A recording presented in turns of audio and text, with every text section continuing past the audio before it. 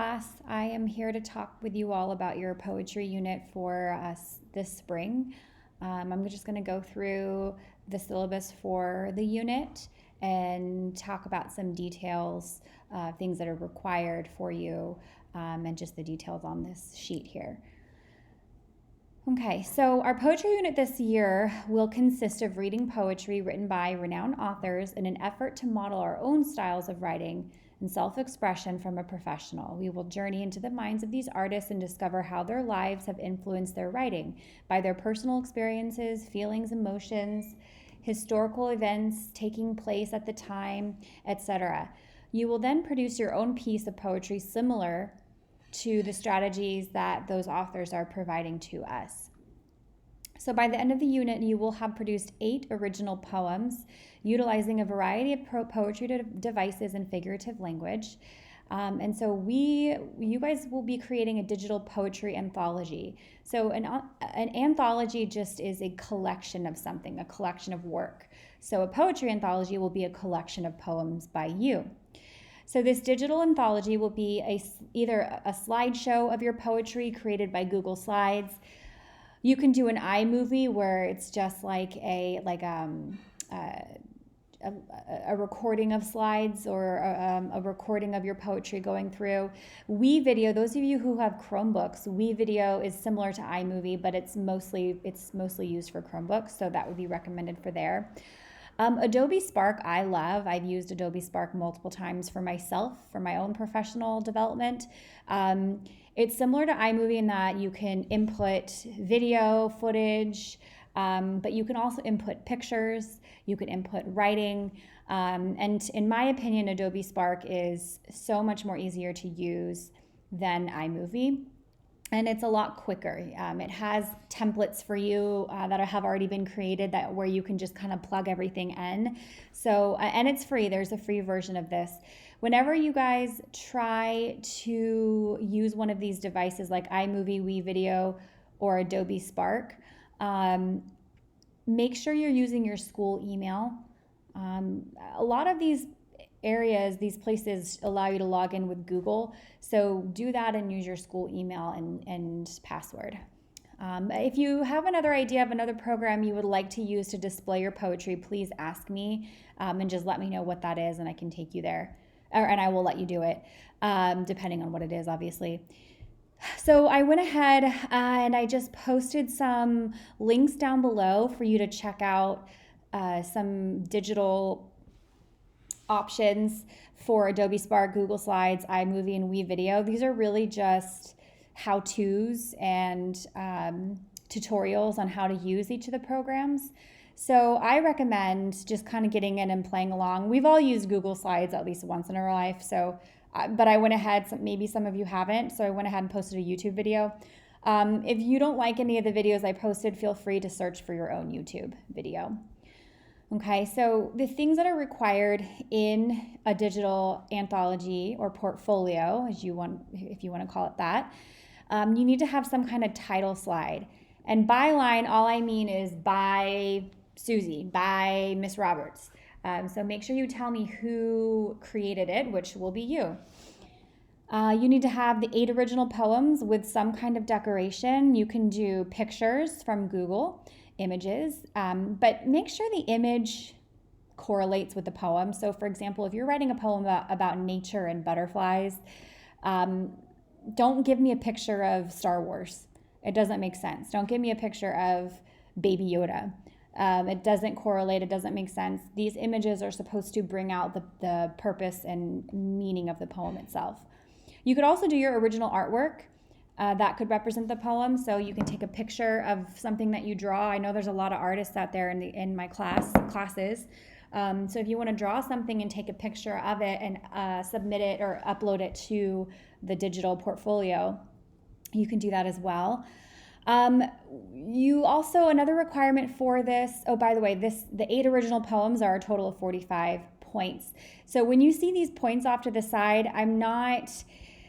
I'm giving you points on here for what you would earn if you were to earn a letter grade, but when I input it into the grade book, it's going to be either a pass or fail. So just remember that. The next requirement for your anthologies are you must submit or rewrite 2 poems that have already been published by professional authors.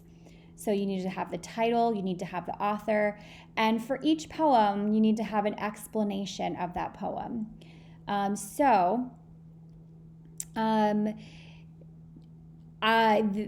here, you will see what you need to include in your explanations.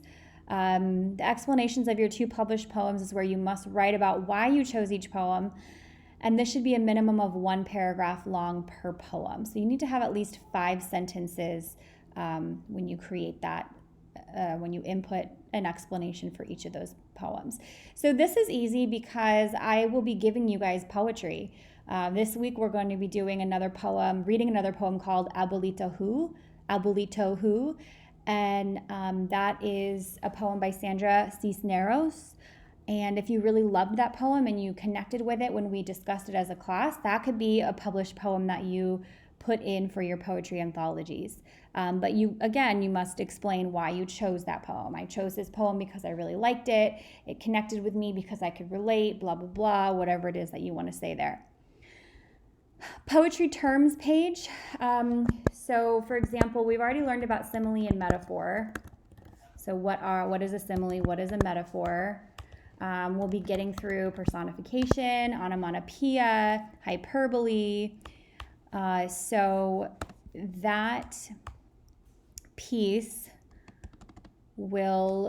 is really essentially just related to what you're learning in class. So when I ask you guys to take notes during a Nearpod, you're taking notes on terms, definitions. You need to save that.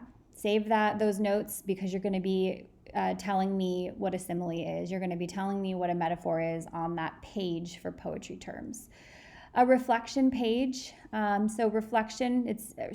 one really quick, guys.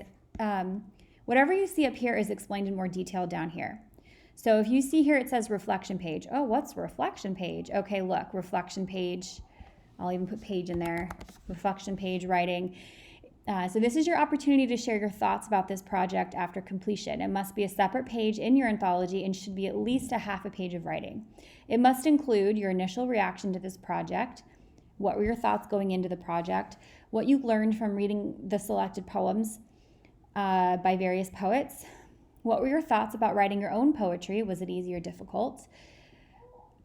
What are your thoughts about your completed anthology as a whole? Okay, so don't worry too much about this. I will be, right now at least, I will be pacing you guys out. So this seems like a lot all up front, but all you need to worry about right now is getting through your poems each week. So whenever I assign a poem, you need to start working on that poem. If you don't understand how to write it, or if you don't understand, or if you need more ideas, you need to communicate with me. Whether you send me an email, whether you send me a message on Google Classroom, whatever it is. Just make sure you're staying on top of this. That, and also making sure you're taking notes for your poetry terms page. So each week we will have a lesson on a new figurative language or poetry device. Simile, metaphor was our first 2. Just make sure you're doing your terms page and your writing right now.